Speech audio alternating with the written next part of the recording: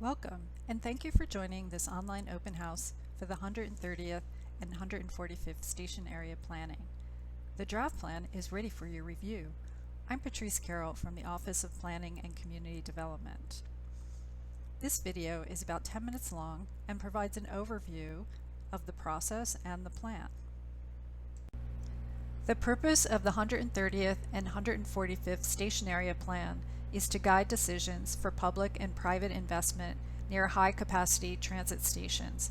The plan outlines land use, mobility, and other policies and investments to support a regional vision for integrating fast, reliable transit with compact, walkable communities for generations to come.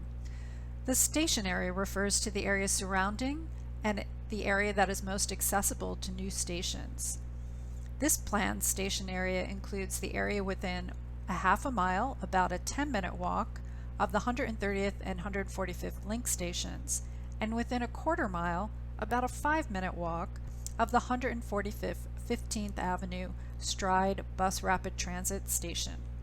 The station area includes parts of Pinehurst, Holler Lake, and Olympic Hills neighborhoods. The launch of our planning process in March 2019 at Ingram High School seems like a lifetime ago. In September 2019, we gathered for a community workshop at the North Seattle Church of the Nazarene. And over the past 2 years, we learned a lot about your neighborhood through these events, but also conversations at local community meetings and events. Lately, we've relied on newsletters and social media, streaming video, and online surveys to share information and gather your feedback. We still have more work to do, but this draft plan is an important milestone. The plan is organized into 5 sections: vision, how we live, how we move around, where change could happen first, and how to make change equitable, especially as we consider the needs of Black and Indigenous people of color. Each section has related topics such as land use, housing, station access. The plan covers 11 important topics. For each topic, we have a goal, what future long-term outcome we want. We have strategies, what actions the cities or others can take in the next 3, 5, or 10 years to achieve our goals. And we have early actions, what can we do soon to move things in the right direction. For each topic, we've also included a highlight of a program or a recent policy. We selected highlights based on the relevance to this station area and issues and opportunities identified by you. For example, we heard more daycare centers were needed. One highlight, Daycare Near You, explains recent changes to the land use code that make it easier to open a daycare center. Unfortunately, we can't yet host an event with you in person to talk about the draft plan. We continue to rely on digital strategies to get the word out, share information, and gather your feedback. Our website, emails, we're also mailing out flyers to 3,000 people who live near the station. If you can help us spread the word through your social networks, please do. Let's take a look at what's in the plan. First, the vision.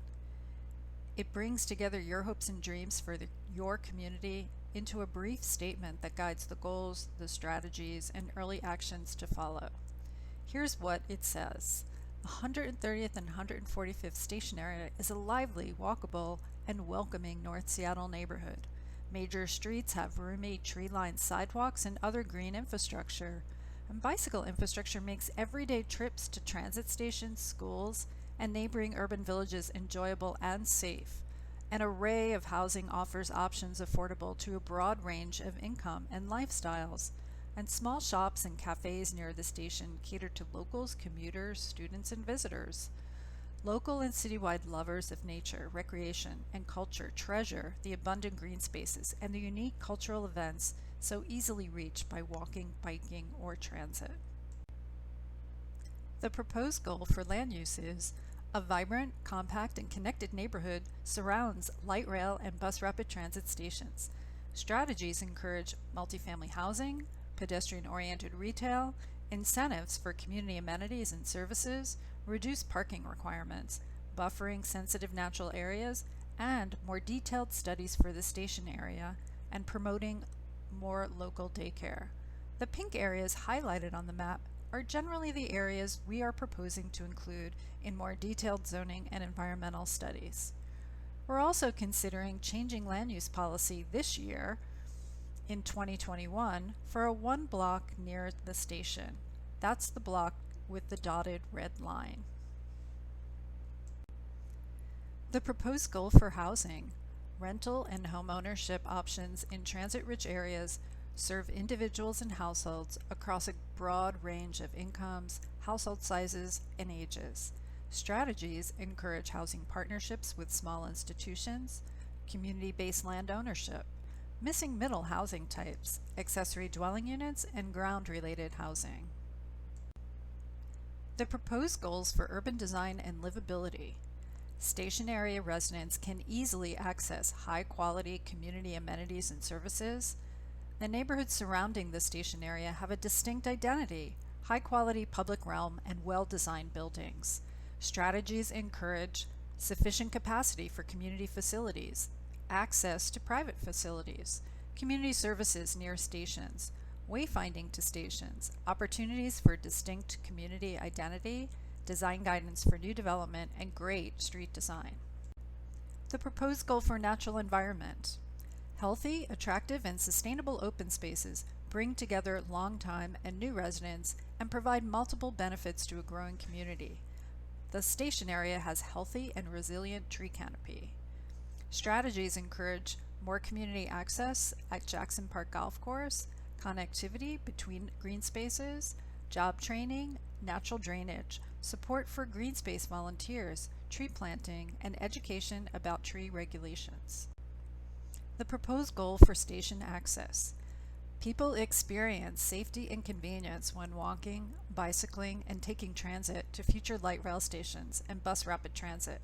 Strategies encourage advancing the 18 recommended projects in SDOT's multimodal study, coordination with other agencies, and identification of funding opportunities.